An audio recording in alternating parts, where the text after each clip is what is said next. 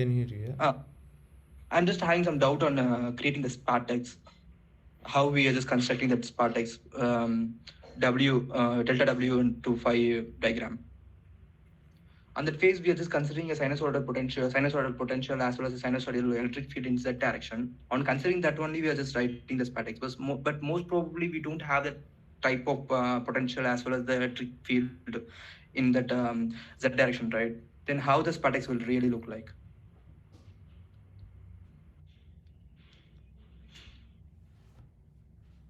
So this is from the last week's Ah, yes. this is From this, longitudinal dynamics. No, it is perhaps before that, Yeah. not from the last week. But if Rajni is not there, then I can answer this question. Yes, sir. Sure. Yeah. Actually, separatrix is formed due to non-linearity in the forces applied by the field on the charged particle. Means whenever you have some non-linearity in the forces, you have stable manifold and non-stable manifold. Means particle and exhibit bounded motion as well as unbounded motion depending on the initial conditions.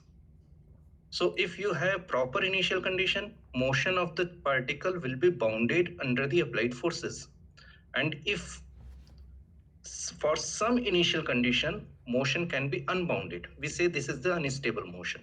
So in nonlinear dynamics, you will have some stable zone as well as unstable zone in the phase space. Separatrix is that curve which separates this stable curve with the unstable curve. So that separatrix is made due to sinusoidal variation. If you have perfect linear voltage, no nonlinearity, then you will not have any separatrix. And if you have other type of nonlinearity, the shape of that separatrix will change accordingly. I hope that this will clear you. yeah, I understand the shape of those particles will change, but I'm asking how it will change. Does it look like exactly like this or similar to this or completely it will different from currently what we are doing now? It depends. Suppose you have some cubic oscillator, or you have x raised to power 5 or x raised to power 6 or x raised to power 7. So you have to solve that problem. Mostly the problem will be unsolvable analytically. You have to solve numerically. So when you will solve, you will get the separatrix shape according to the applied potential. It may completely change in some cases. Even if you will have only, I will give you some example. Suppose you have sinusoidal voltage and another voltage applied which has twice the frequency of you are applying. Means you will make a resultant voltage very complicated. Then separatrix may split in two part. So it may be very complicated. So depending on the applied potential, you have to solve numerically and you will get the curve. As general, it cannot be said that this will be of this shape or this will be of this shape. You have to consider the exact variation and then you have to solve numerically. Okay. Okay, now I understood. Then there is another question. We just considered that the phi s should be between minus pi by 2 and 0, right? So here, the ma'am's claims that there will be a potential well inside those 2 points, like minus pi by s to phi 2. Between that, there is a potential well so that the particle will be stable. How will you explain that? Why the particle is stable there?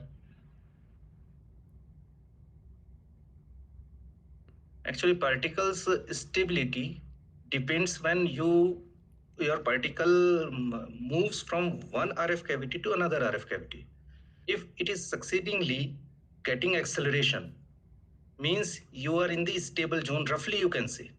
Anna, if phase is changing, means if some particle has deviation in the phase from the phase, phase is also phase is always stable. You can find between the 0 to pi by 2 and pi by 2 to pi, two values same for the potential. So in that case, if you will put phi s in 0 to pi by 2 case or pi by 2 to pi limit, you will find same phi where the potential will be same because of the sinusoidal potential is there. So you can have two phases where energy gain will be same. Suppose now you are taking a deviated particle from this synchronous phase and now observe the motion. if motion of this deviated particle, which is not on synchronous phase, if this deviation increases when this passes from one cavity to another cavity to on another cavity, you will say this is unbounded motion and this will be unstable. And if this motion is like that, it particle always tries to goes towards the synchronous phase, towards the stable point, then we will say that this is the stable motion, bounded motion. So you have to see whether this is happening in the rising edge of the sinusoidal curve or it is on the falling edge of the sinusoidal curve. And accordingly, we say that in this part, the motion is stable because all the particles which are deviated in phase try to move towards the synchronous phase, and in the other part, the deviated particle in the phase tries to get away, more away from the synchronous phase, and we say this is the unbounded motion. So this is unstable motion. So in this way, we say the rising part is stable or unstable, or falling part is stable or unstable. No, what I'm asking is, if there is a potential well, like you say, between 5 to 1 minus 5 years, we are claiming that these particles are stable. By that only, we are just drawing that spartex, right? By in phase space. So, what my question is, how the climb is rising? How the sorry Climb. last sentence? How you are assuming that the particles between that potential will is stable? How you are assuming Okay, like okay, that? okay. I'm getting you that. So suppose you have a very simple harmonic oscillator, okay? Okay. So your potential curve is parabolic, perfectly parabolic, okay? Yeah. Now the energy of the total energy of the oscillator will be half kx square plus half mv square is E, okay? Yeah. Now suppose you have some nonlinearity in your oscillator, so it is not perfectly sinusoidal. Rather than it has certain some shape. How I can show you the shape? If I can put on my camera, I will draw it and you will see it.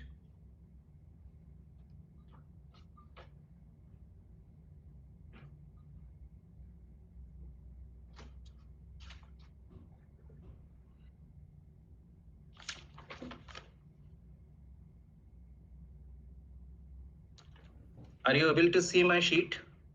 Yeah, we can see it. Okay.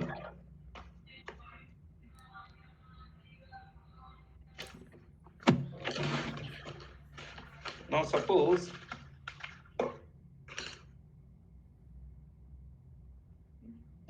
this is the potential, okay, parabolic.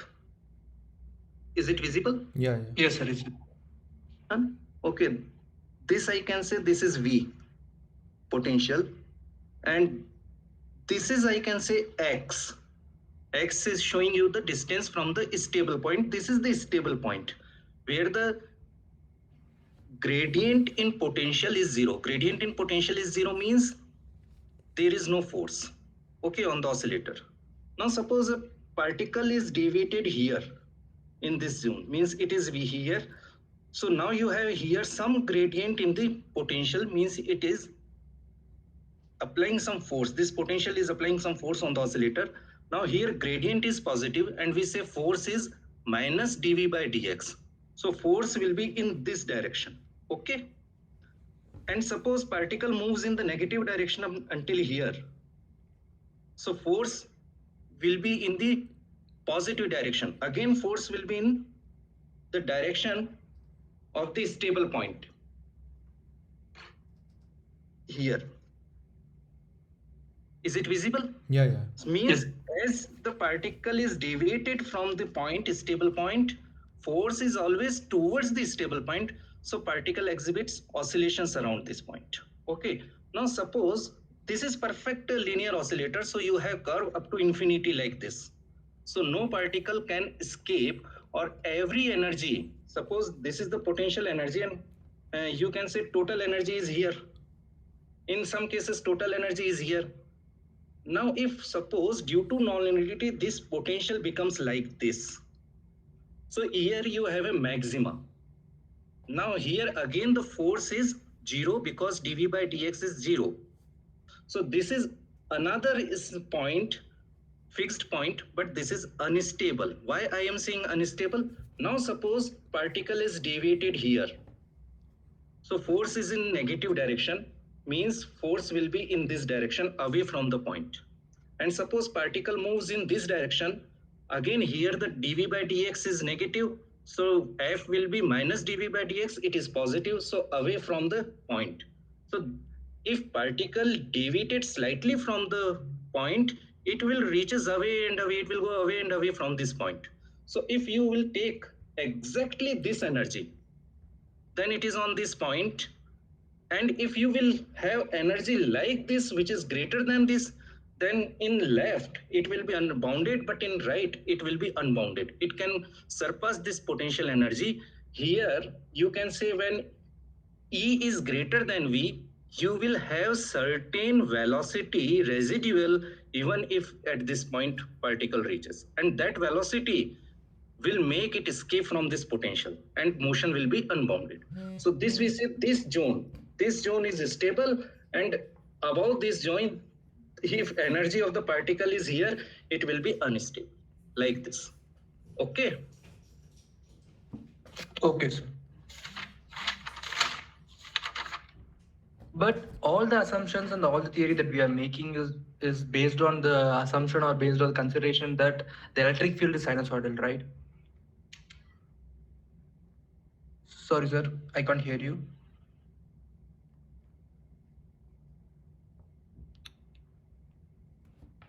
Hello. Hello? I can't hear sir voice. Is Sir, it something sir wrong? is muted, I think. Okay, fine. Okay. Yeah. Now suppose you are having means we try to apply always as close to sinusoidal as possible. And definitely there are certain errors and certain higher harmonics which makes our field non-sinusoidal up to certain extent. And beam physicists actually simulate what will be the scenario of beam motion under those higher harmonics. So there are certain tolerances up to which we can tolerate, and designer has to design the cavity with considering those tolerances. If cavity is not beyond that tolerances, then definitely controlling the motion of particles will be tedious task. So we are not using TM010 mode or anything else like that and all?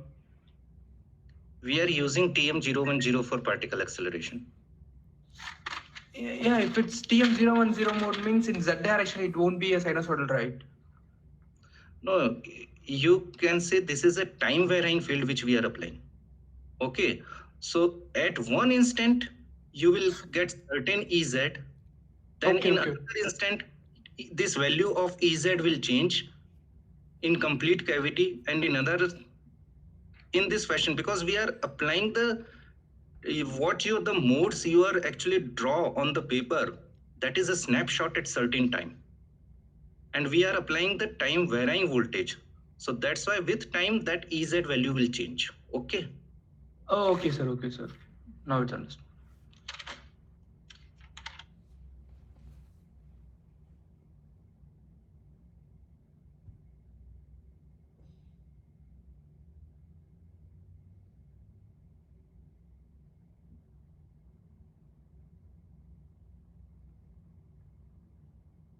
Okay, then. So, do you have any more questions? Sir, I have another question. Okay. So the phase width of that particle is should be between 5 to minus 5 years, right? So if we just consider 5 2 as too small, then it should be minus 5 years 2 plus 2 5 years. Between that range only the particle should be there. Then only it will give a sustained oscillation. But we learned that whatever the phase may be, but the phase should be fall into minus pi by 2 to 0, or else the particle will be lost, or else the oscillation will be lost. Like that we just studied, right? So is that still valid? Actually, in my lectures later on, I will cover some part of the longitudinal dynamics, and there all these things will be, I think, more clear. Oh, okay. Okay, so then I will wait up to that part. Then yet another question: what exactly is phase damping? So what I just learned, what I just understand means, as long the beta value increases, the oscillation frequencies and the oscillation energy dissipation, the oscillation frequency will reduce, and then the will increase, and then the phi will decrease. What exactly is it? Actually, what the phase space you draw, that is between x and x prime. Okay, Yes, sir. that is not truly really phase space, that is trace space we say in physics. Okay, true phase space is x and px. Two canonical conjugate quantities should be there in phase space. So when we draw the phase space in x and x prime, and your particle gets some more energy when it is passing through the cavity, this actually area of this trace space reduces, because it has certain px component. X prime is equal to basically px upon ps. Ps is the momentum component along the direction of motion, and px is the transverse momentum component, you can say, in one direction. There may be px, py. So x prime is equal to px by ps. Now, when it passes through the cavity, actually px remains unchanged, but ps increases. So x prime reduces. That's why we say that there is damping.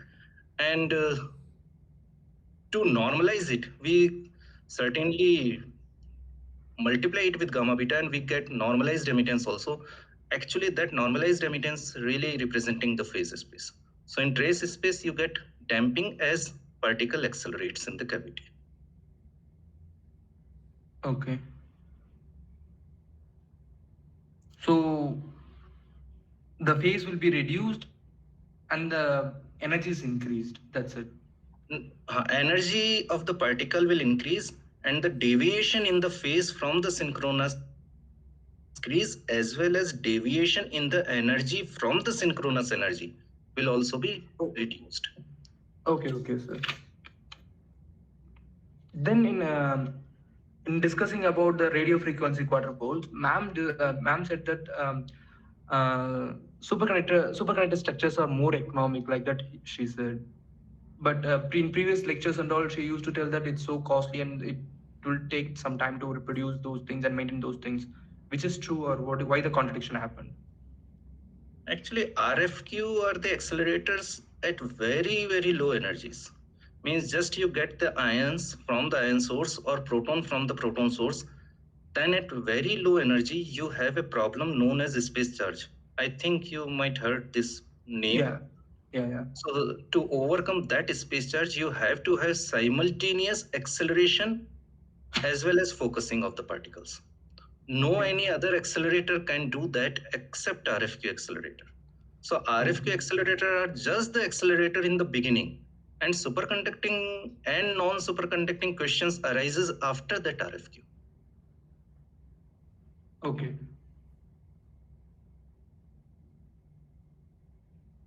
So whether it's economical or non-economical, that's my question. It depends. Actually, there is no straightforward answer for that. I will give you some example. Suppose if you are operating at very, very high frequency of your RF structure, and you are at very high frequency, if you are able to generate very high gradient in the normal conducting, then it may be economical. And if you are not able to generate such high gradient and with very high frequencies, then superconducting cavities will be economical. So it depends. I will give you two very big example. There are two projects. You can actually search the net and you will see a lot of studies about that project. One is the ILC, International Linear Collider, and other one is the Compact Linear Collider, CLIC. So CLIC is the project at CERN and ILC is the international efforts are going on. So both the projects is aiming electron and positron collider up to the energy of 3 TeV in center of mass energy, 1.5 beam plus 1.5 another beam. Okay. So that 3 TeV, that is the final stage. Initially that will be at lower energy, then they will increase ramping it up.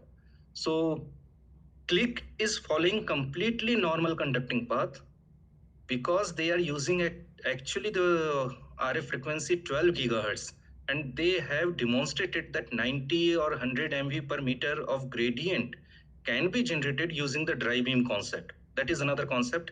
That concept is not covered in this course. And ILC is following exactly another part, that is superconducting cavity based. So it depends how you are designing, what is the choice of frequencies and all that kind of thing. Okay, sir.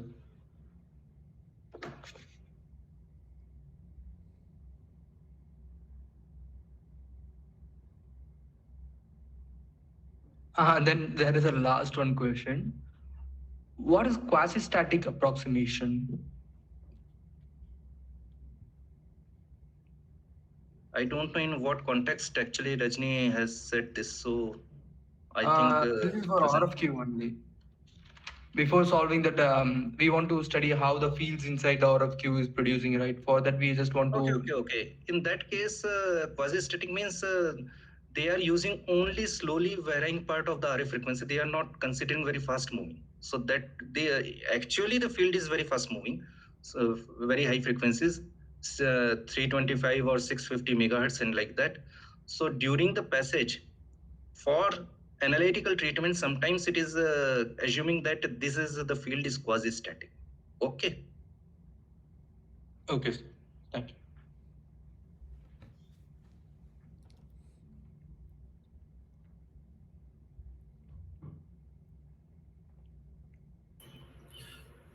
Amlendo, can I just add one sentence? Yes, sir, surely, surely. I am really not the expert of Linux. So you definitely correct me if I. No. What you said is right, but one sentence I would like to add that because he asked about the cost of that superconducting part.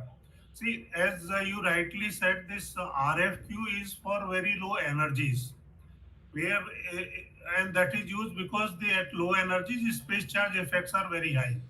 To overcome that, RFQ is used. And if you use superconducting RFQ, then the cost.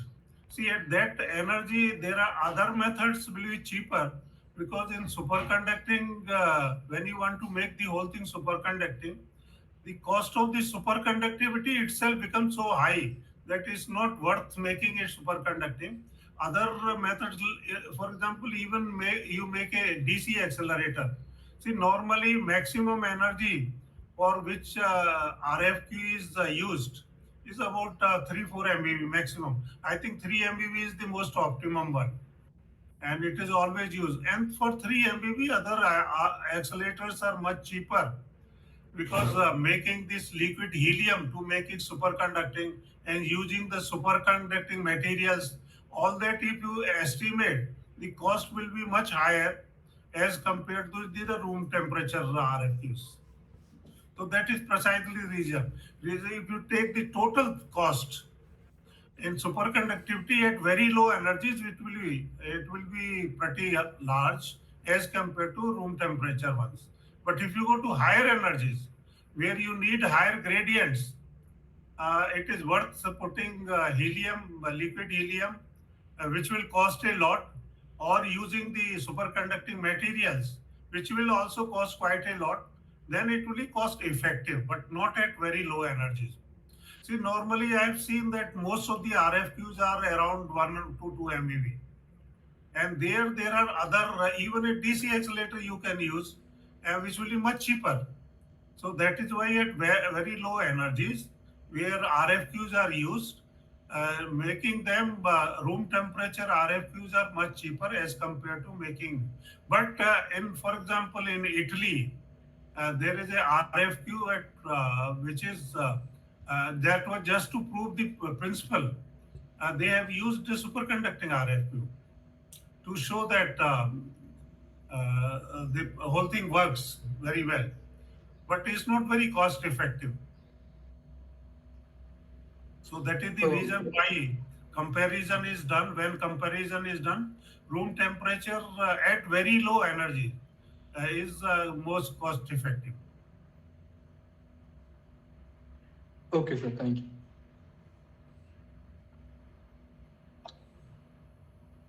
Thank you, sir.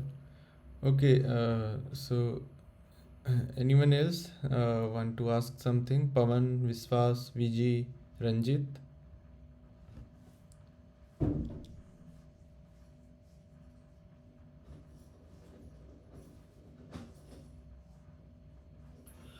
Otherwise, the RFQ is a wonderful accelerator because acceleration, focusing, bunching, all three functions have together.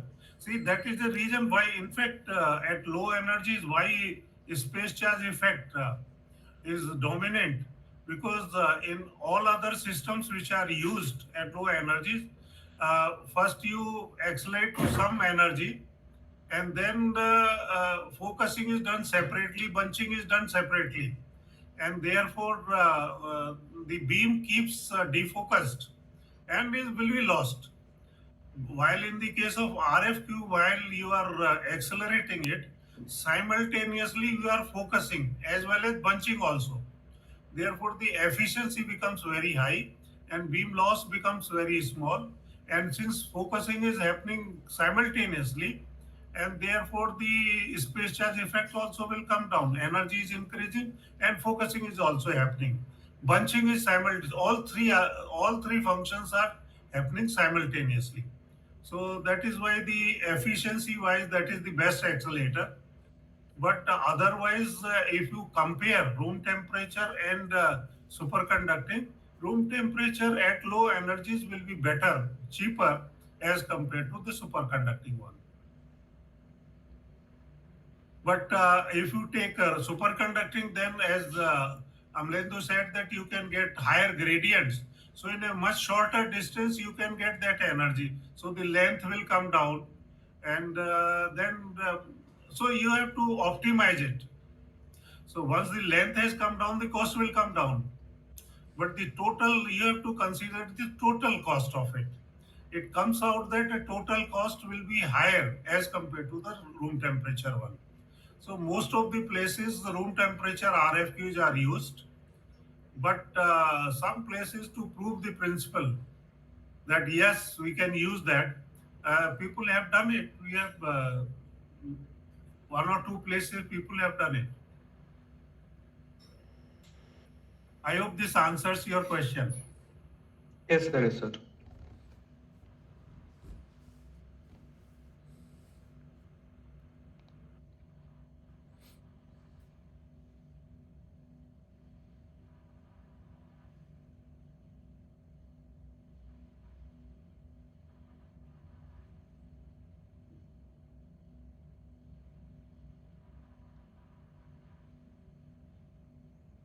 Okay, so yeah, please, guys, anyone else has any doubt, please ask.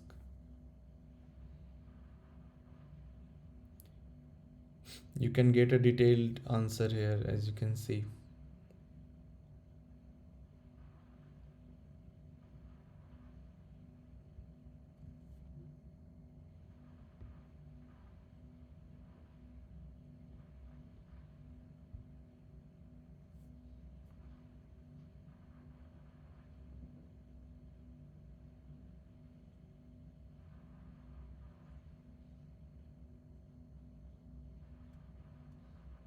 Rohitji, if there are no questions, then last session you actually said that we can show some tutorial type problems which will be helpful in solving the assignments.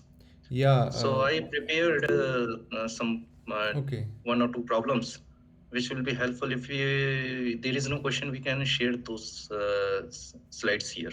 Yeah, sir, that will be great. Someone, Ranjit has asked where can I can get PPT class notes. So you mean the lecture notes, Ranjit?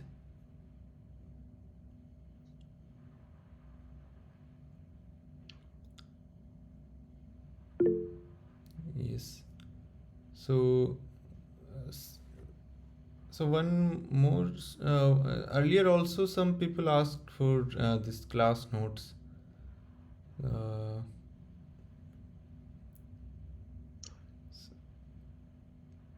So, sir, can we like can we upload those notes on the website?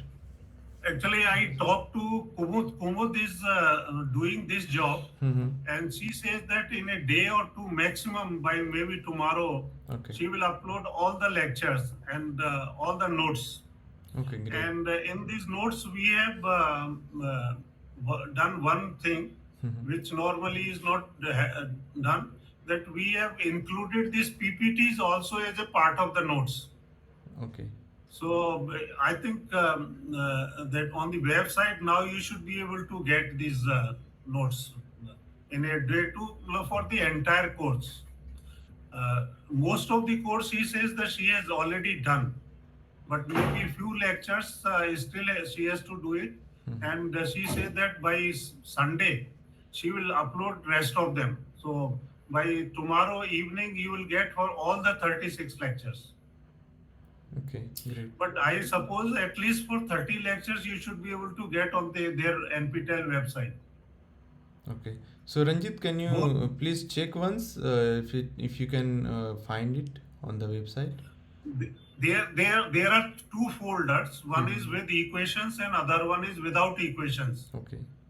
So in one of them, or rather, I don't know whether in both of them, we have included the PPTs also Mm-hmm. in addition to the other.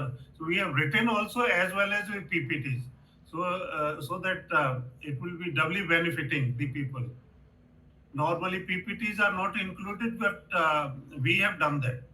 So I think it will be quite helpful to the people. So all PPTs are included in the lectures. Plus, we have tried to explain in writing also. Okay, that's really great. So yeah, Ranjit, please head over to the website and check if you can access the those notes. Okay, and yeah, let us know then. And yes, sir, if you have something, you can share your screen. Okay.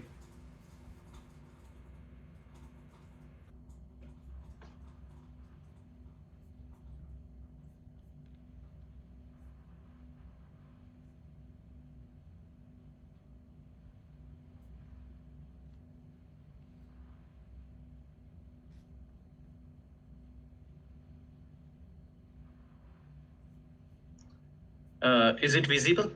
Yeah, we can Yeah. see your slides. Okay. You can go to full So screen slide. so now is it visible completely? No? Not in full screen, but yeah, it is visible. It is okay, I think, for everyone. I have done in full screen now. Oh, I think you're not sharing the entire screen. That's why. No, I am sharing it entire screen. Okay, I again. Maybe there is a lag.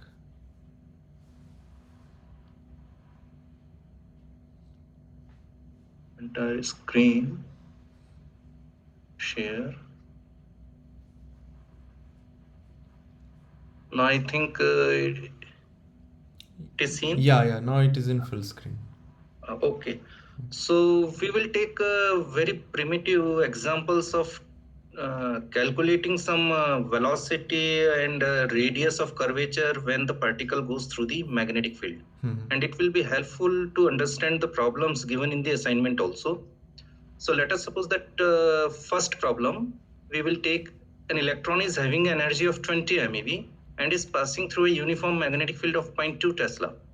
What will be the radius of curvature of the trajectory of the electron? Here, when in case of electrons generally, in accelerator literature, when energy of 20 MeV is written or like that, it means it is a total energy. Means it is not the kinetic energy only, it is the total energy. It is just the convention which the electrons synchrotons or like that persons follow. And in case of protons, generally kinetic energy is mentioned. So if we are saying that this is an electron having energy of 20 MeV, consider it is a total energy. And now if 20 MeV electron is passing through a uniform magnetic field, uniform means magnetic field is not changing with space. Means complete space is filled with the uniform magnetic field of 0.2 Tesla. Then what will be the radius of curvature of the trajectory of the electron? And this is a very basic question because its solution will give you the radius as it is calculated in the case of cyclotron or in the case of microtron or in the case of any synchrotron which has curved trajectories.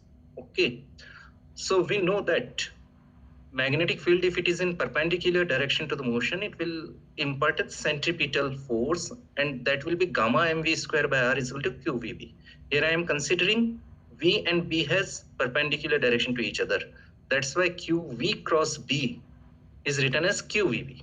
And now And we there are you can we are say that considering electron to be relativistic, right? That's why the gamma is there. that will come into the picture. No? Okay.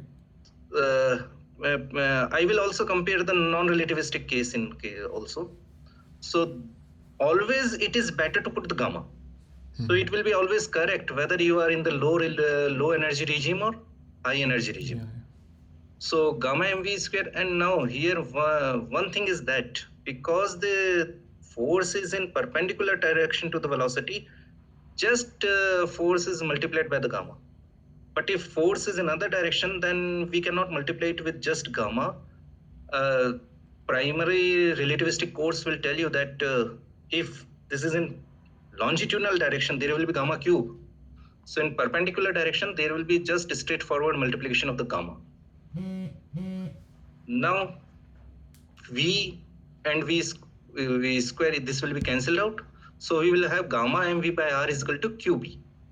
Now gamma mv is just the you can compute the r just will be gamma mv upon qb, and this will be gamma mv is the just momentum upon q, charge of the particle, and v is the magnetic field. Now in relativity, in my lectures I have proved that p is equal to beta e by c. So at the momentum I have written beta. Beta is the relativistic factor, means speed of that particle is scaled by the speed of light. Beta is just the v by c ratio. And E is the energy. This is again, here is the total energy, and C is the speed of light. So P can be written down as beta E by C. You can see in my lectures the proof of this expression. Now we need beta. If I can calculate R using this expression, we need beta. Because we have 20 MeV energy here, we can calculate the beta using this energy. How can we calculate? Just for beta, first calculate the gamma. Gamma is just the energy scaled by the rest energy of the particle. So in our case, we have 20 MeV. So I have written 20 into 10 raised to 6 eV. And the rest energy of the electron is 0.5 MeV. So this is 0.5 into 10 raised to 6. This gives you the gamma 39.14. 39.14 gamma means it is really very relativistic.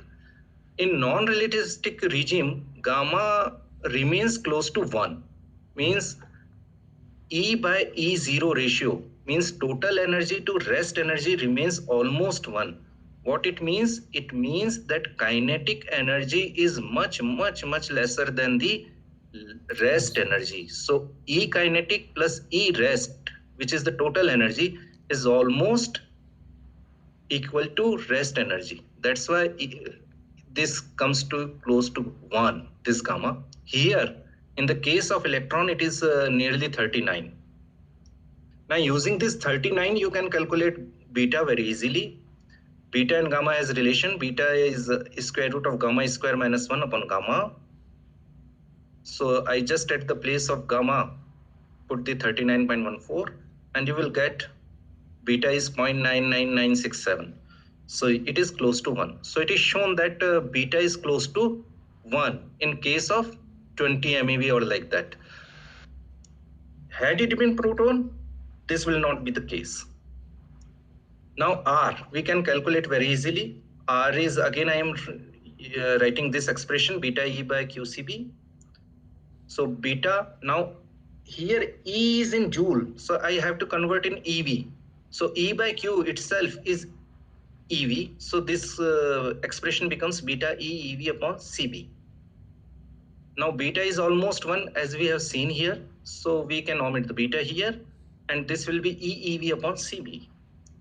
And just putting the value 20 MeV, speed of light 3 into 10 raised to 8, and the magnetic field which is given 0.2 Tesla.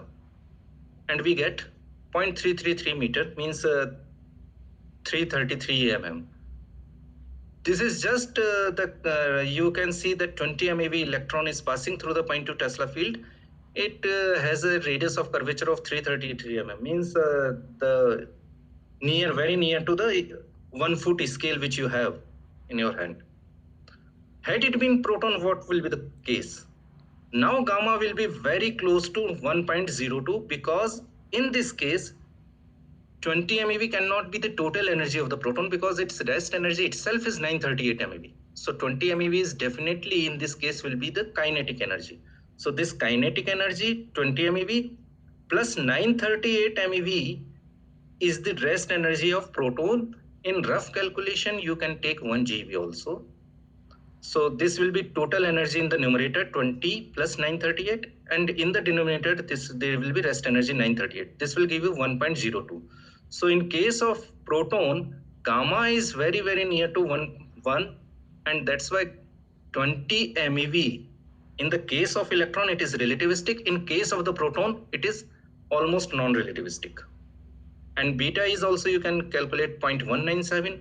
Now we cannot have beta close to 1, which approximation we can use in electron. Here we have to obtain the beta, and then we will calculate the radius using this formula. Here beta will be 0.197, E will be 20 plus 938 MeV, C is 3 into 10 raised to 8, and B is 0.2. So by putting these value, we'll get 3.14 meter. So you can see in case of proton, radius of curvature is almost 10 times more than the electron. Means it will bend less. Its radius of curvature is very high, means curvature is low. So it will go on a very longer orbital path. In the similar way, we can see the problem 2. If an electron is having kinetic energy of 1 MeV, means what I have, you can calculate the radius of any orbit in the cyclotron using these data. So if you know the energy of the particle and if you know the magnetic field, you can calculate radius of curvature in the cyclotron on what will be the orbital radius of particle at that energy if it is passing through that magnetic field. Now, if an electron is having kinetic energy of 1 MeV and 20 MeV, 20 MeV is the last example's case. And now suppose we have very non-relativistic it is not non-relativistic, but very low energy, 1 MeV, in 2 different orbits under a uniform magnetic field. Again, I am taking 0.2 Tesla. What will be the change in revolution time of electron in these 2 orbits? So now calculate it again.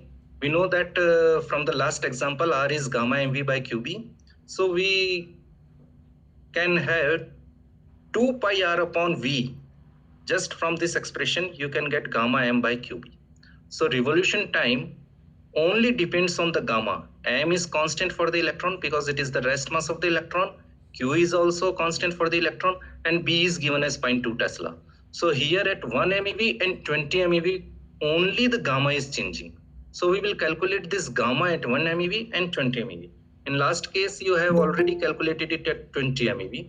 So now at 1 MeV, gamma will be just 1 MeV plus 0.511 MeV is the rest energy of the electrons. So numerator is total energy, 1 MeV plus 0.551, and denominator is 0.511 MeV, which is the rest energy. So we will get 2.96. Still you can see that 1 MeV electron has gamma larger than 1. It is 3 times than 1. So it is relativistic. And you have seen that even at 20 MeV, proton is non-relativistic. At 20 MeV, you already know that if I can 20 MeV plus 0.511, this will be 14.14. And thus 20 MeV upon 1 MeV. This is the time period. So you can get 13.56. Means 1 MeV electron which is passing through 0.2 Tesla, it makes an orbit and the complete path is revolved in just 13 times more in the case of 20 MeV electrons. Means revolution time is changing much rapidly in the case of electron, and this is the main reason we cannot accelerate electrons in the cyclotron, because in cyclotron if we try to increase the energy of the electron, its revolution time changes rapidly because its gamma changes rapidly. And due to this change, we have seen that even at 1 MeV and 20 MeV, the revolution time has a factor of 14, nearly 14. So means frequency of revolution has increased 14 times. So a synchronism with the RF field is difficult to maintain. And that's why cyclotron cannot operate for the electrons or positrons, means light particles.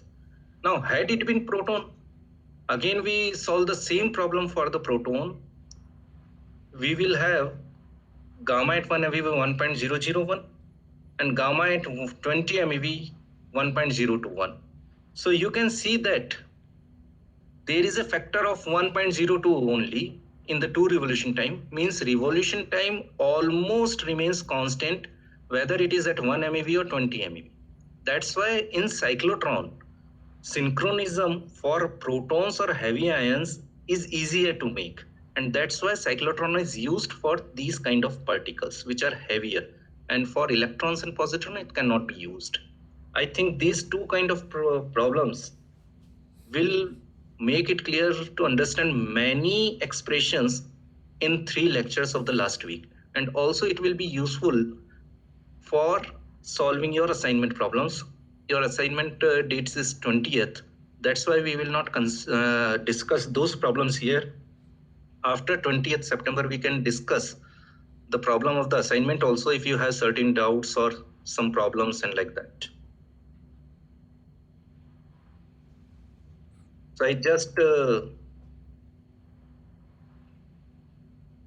take these two examples to explain the basic things when the charged particle actually have curved path under the magnetic field. So if you have certain or any doubt in these, then you can ask. Or in the last week's lecture, if you have any doubt, you can raise here.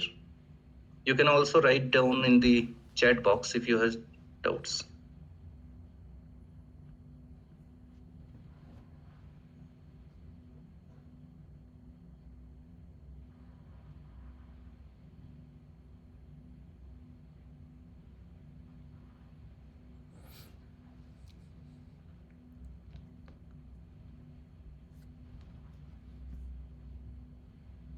Sir, can you explain the vertical direction motion of the particle again? I have some confusion in that article. Vertical focusing. Did you mean that? Yes, vertical focusing. Okay.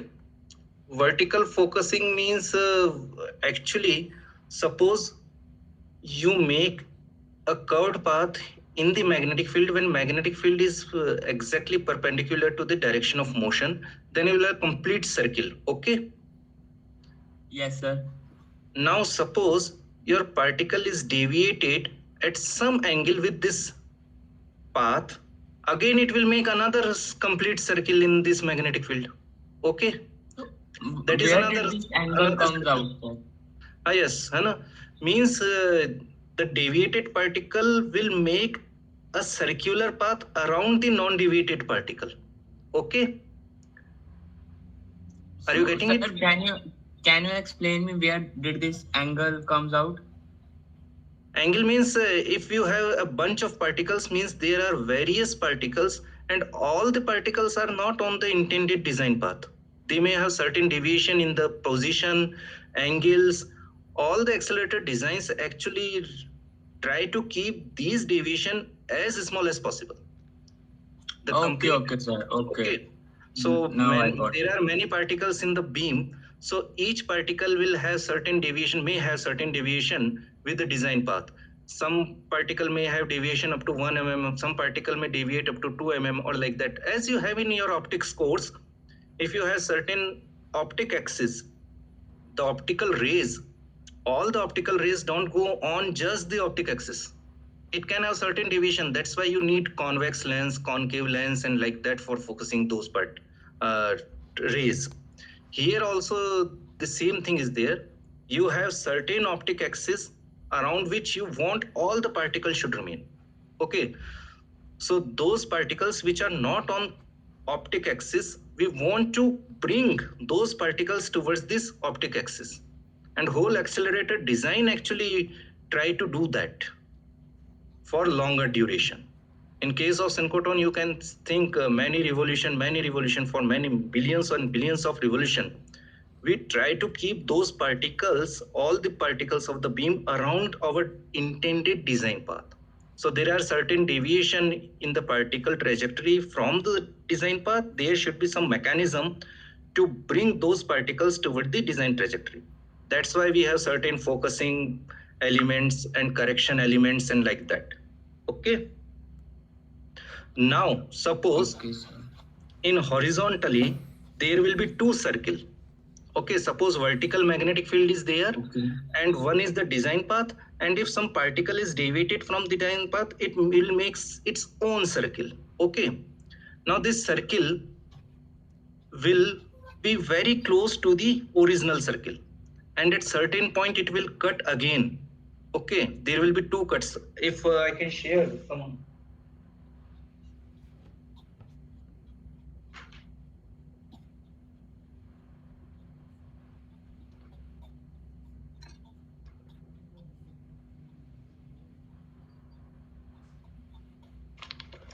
Are you able to see the sheet? Yeah. Suppose this is the trajectory, design trajectory. Okay, Okay, sir. means magnetic field lines are perpendicular to this sheet.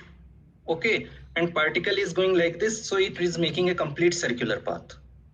Now suppose another particle is deviated up to certain axis, so it will make like this, its own circle. Okay.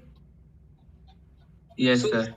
So you can see that particle is going away from this design path, but after certain angle it will come again here. Okay, here again it will cut a design path. Then it will go on the other side of the design path and like that. This is just two circles, okay, whose centers are deviated by slight amount. So you can say that there is certain focusing which is trying to put these particles together. The particles are not going far away. So this is the horizontal focusing because it is in the plane of horizontal. Okay. Now in the plane of, if particle speed has certain or velocity has certain component in the direction of the magnetic field lines, what will happen? What kind of motion do you expect? If suppose Helical. Okay. Bilkul, exactly correct. You are correct. There will be helical motion. Means it's deviation from the plane of motion. Now I am saying plane. In the plane, that plane was my sheet. The particle will go away and away from that plane, and eventually it will hit the vacuum chambers. So definitely there should be some mechanism to keep the particles in the plane also. Means vertical to the plane. If particle deviated, there should be some mechanism. That mechanism is able to bring back those particles towards the plane of bending. No? Yes, sir. So this is vertical focusing. Okay. Now in pure magnetic dipole, you will have only perpendicular direction to the sheet. So there will be no any vertical focusing. Particle will follow a helical path and eventually it will be lost. But if we make some gradient in the magnetic field with space, then there will be a horizontal component of the magnetic field also, but make that gradient in a fashion that on the sheet or on the plane of motion, there is only vertical component of the magnet. So if particle is in the plane, there will be no problem that will make and execute a complete circular round. But if particle is on or below, above or below of that sheet, means vertically deviated, then there will be some horizontal component also of the magnetic field, which will impart a force towards the sheet. Okay, are you getting it or not?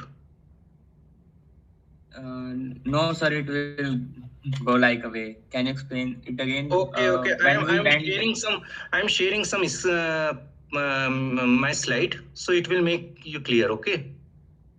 Okay, sir.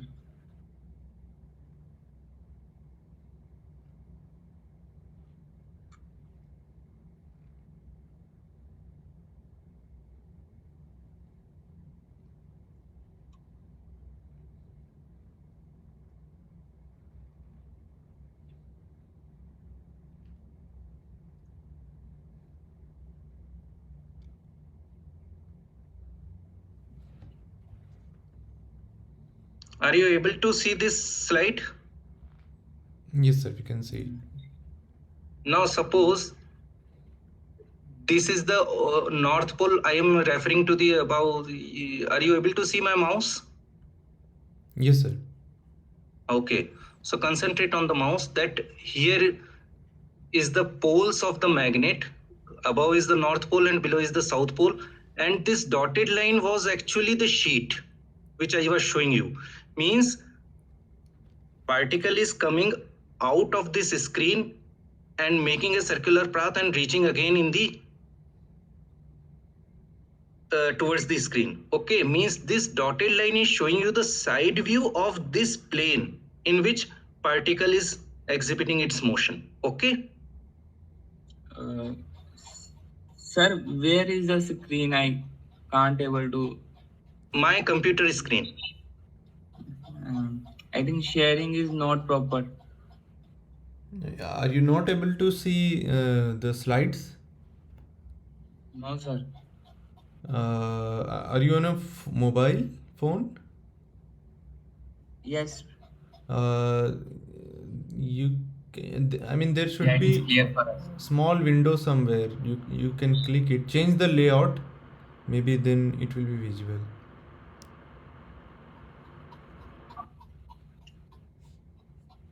Are you able to change the layout? Yes, sir. Layout is changing, but I really can't able to see the screen. Rohit ji, are you able to see? Yeah, I'm able to see. Others can confirm also. Yes, sir. Yes, sir. You can see? Yes, sir. Okay. Anand, maybe you, what you do, maybe rejoin, leave the meeting and rejoin. Okay, sir. I Try will do that. Okay.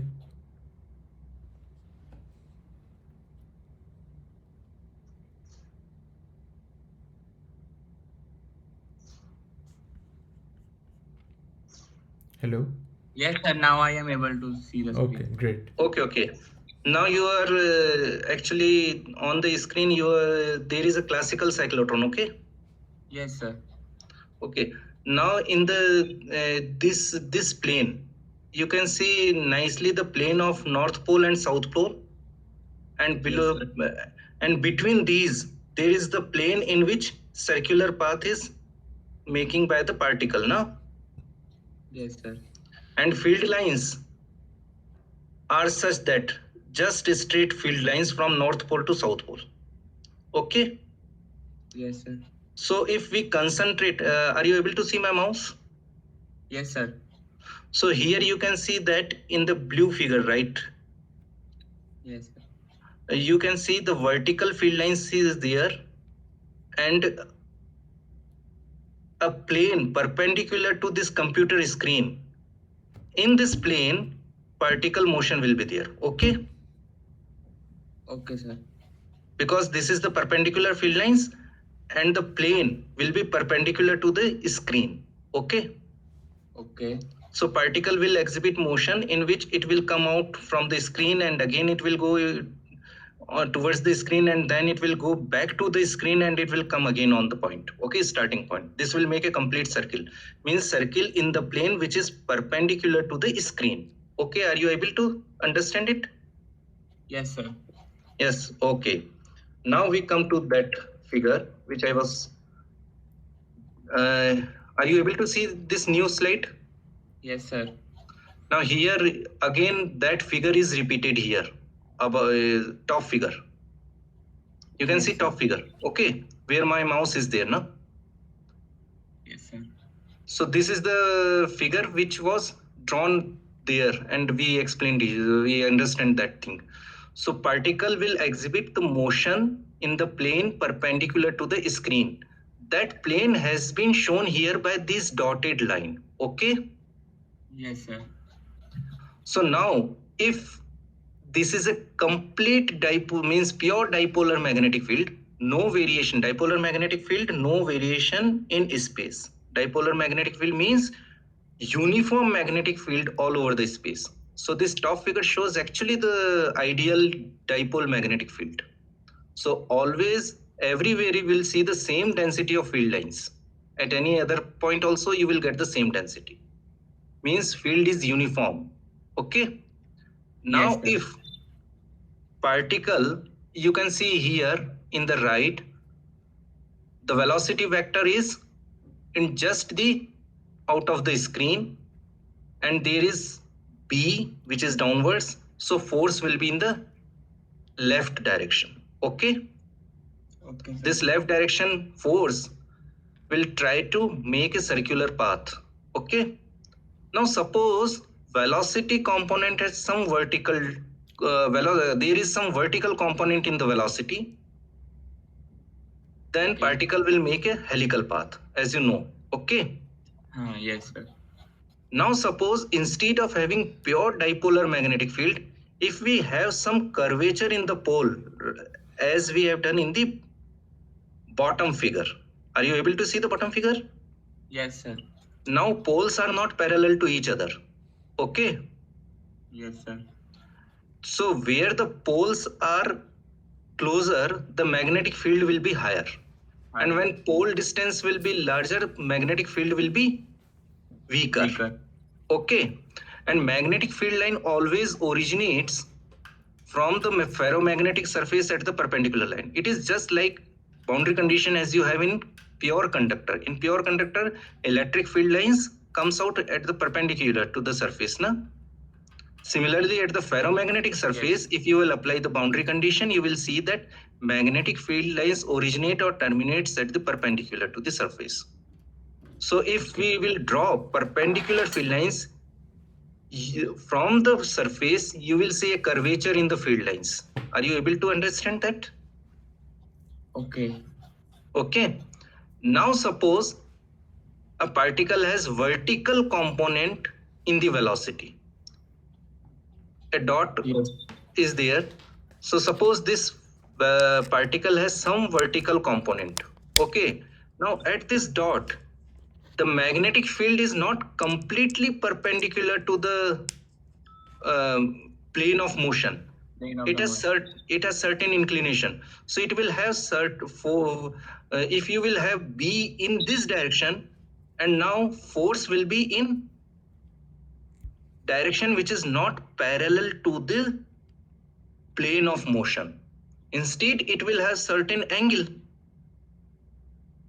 V cross B, you will do V cross B. So it will have certain angle F. You can see the direction of F. Means the force on this particle is towards the plane. Okay. So if particle is deviated from the mid plane, a force component will be towards the mid plane. So this magnetic field will try to keep those particles close to the plane also. Means if particle is deviated in the vertical direction, it will not make completely helical path. The force will try to bring back those particles towards the mid plane. Are you able to see that? Yes, sir. This is vertical focusing. Okay. So how did the vertical world come out? Because it is not a vertical. It will go. It is vertical. Circular Actually, motion. No, plane of motion. Which is the plane of motion? The dotted line which I have drawn here in the between. Na? This is the ideal plane in which particle should move. Yes, Okay. sir. So particle is deviated in vertical direction to the plane. That's why it is Okay. vertical focusing. Okay. Okay, sir. And sir, I have also doubt on seventh question. Seventh question, which assignment? This week. Now, this week's assignment has the deadline of 20th September. So we can discuss those doubts after 20th September. Okay, sir, but you can calculate it answer. It will not get different answer. I will get. So you can check one time more. So If you have a doubt, we will discuss it and I will show the solution also. Okay.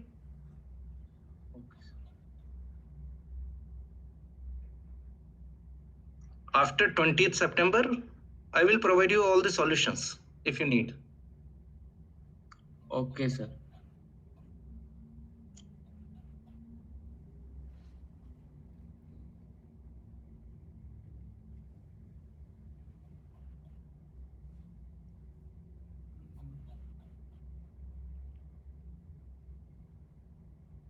Thank you, sir. Okay, Anand. So, any more questions from Anand or anyone else?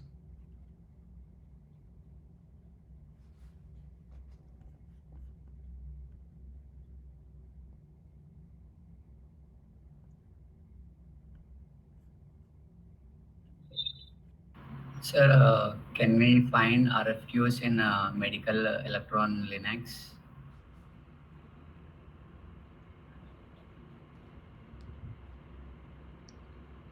RFQ is actually for protons or heavy ions. It is not for electrons. Yes, sir. So for medical application, basically electron Linux are used.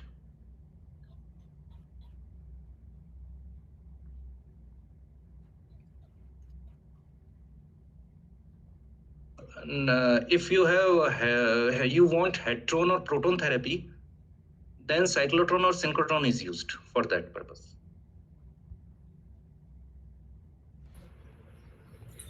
See, one of the reason why we cannot have RFQ for electron is that fabrication will be almost impossible because distance between two RFQ modulation has to be done, and there the distance between two things is beta lambda, and beta is almost like 1, so it will be like a straight line sort of thing. So there will not be any modulation, and this modulation is responsible for acceleration as well as focusing. So there will be no acceleration, there will not be any focusing. So that will not be practical.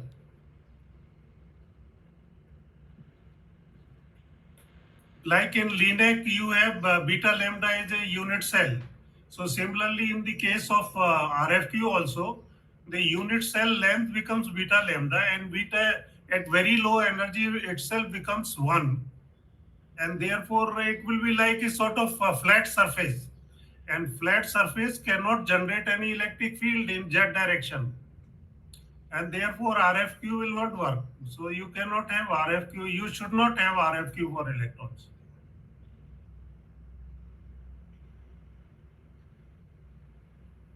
I think Amlendu, is it okay? Yes, sir, definitely.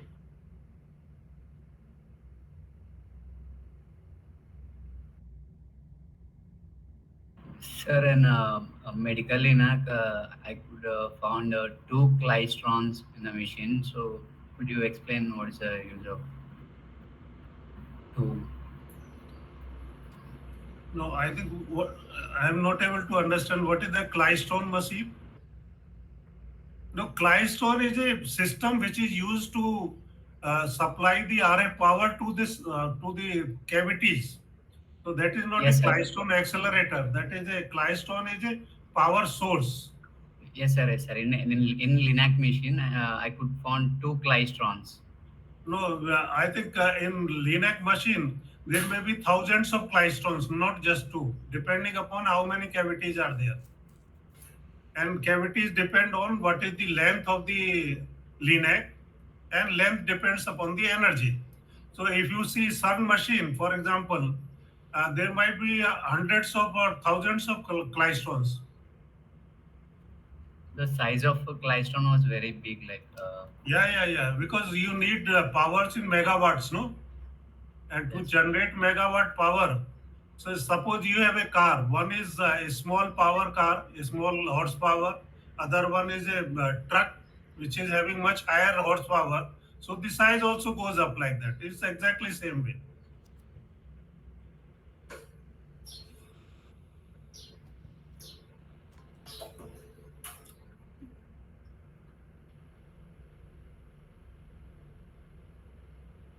So if the energy of the electron to be accelerated is low, then even one klystron may be all right. You don't have to have two, but if suppose it is 100 MeV or 500 or even 1 TeV, then there will be hundreds of klystrons required.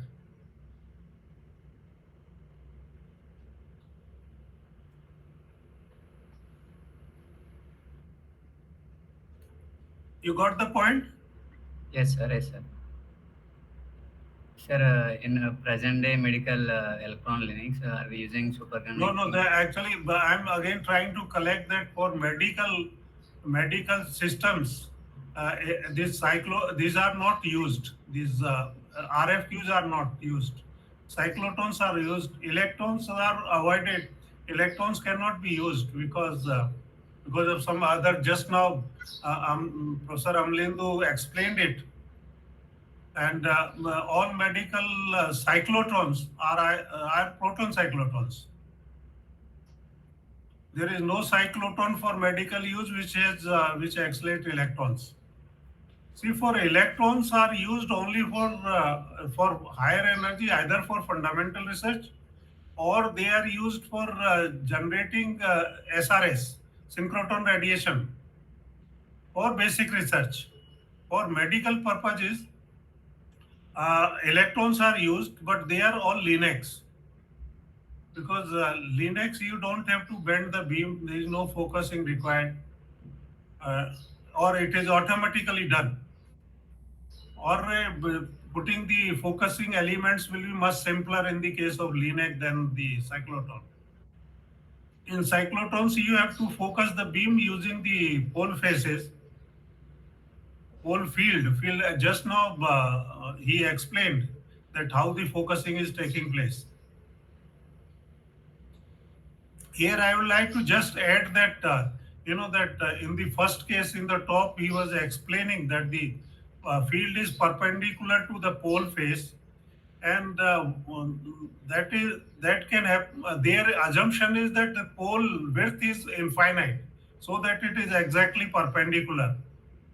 If it is infinite, then even in the case you don't have to make a curvature in the pole face. Because what you need is the magnetic field should be constant in the region where where the electrons or whatever particles they are accelerated.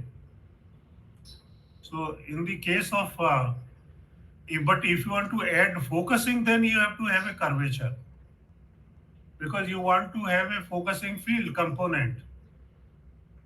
So if it is just perpendicular component, only perpendicular component, then it will keep it in the, it will only deflect, it will not focus the beam. And that he has very nicely explained just now, that how the components are generated.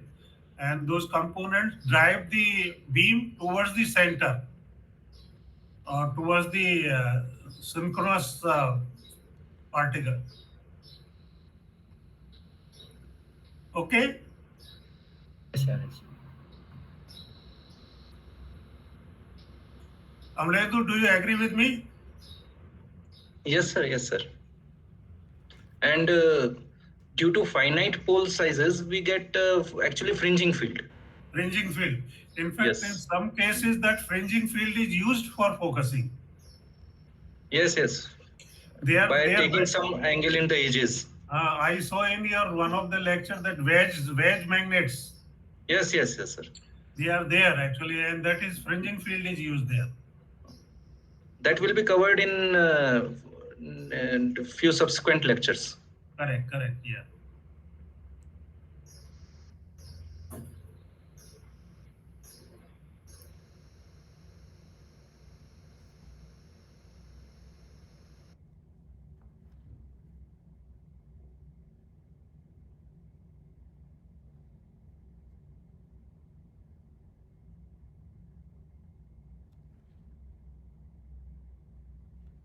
So I think now Pawan has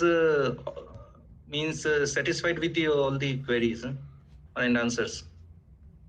Yes, sir. Okay, so anyone else? Viswas, VG? You guys are not asking anything? Actually, I haven't gone through some of the previous lectures, so once I have those, once I go through them, I might have some questions. Okay, yeah, sure. Maybe next week you can ask. Yeah, of course, of course. Yeah. Okay, so if there are no more questions today, we can close the meeting and meet again next Saturday. Is it fine? Yes. Okay, sir. Thank you, Amlendu Okay. sir, and Thank you and bye. bye. Thank you, sir.